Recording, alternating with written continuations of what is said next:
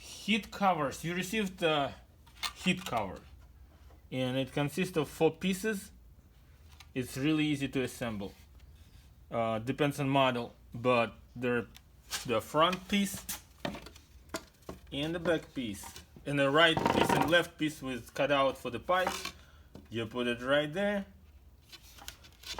You push it in.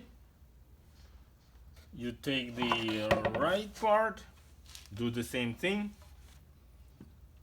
on the back, and the top cover that perfectly will fit in the holes if it's assembled with the holes.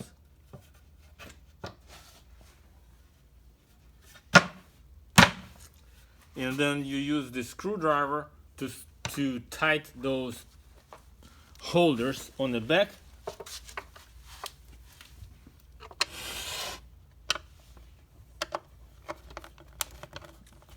And that's it. If it's provided. If it's not provided, you have to use any of existing ways to attach to each other. Let's say finished nails, or the screws that we usually provide. You to pre-drilled holes. Make sure you pre-drill holes before you put those screws. 1, 2, 3, 4, 5. And that's it. That's a heat cover.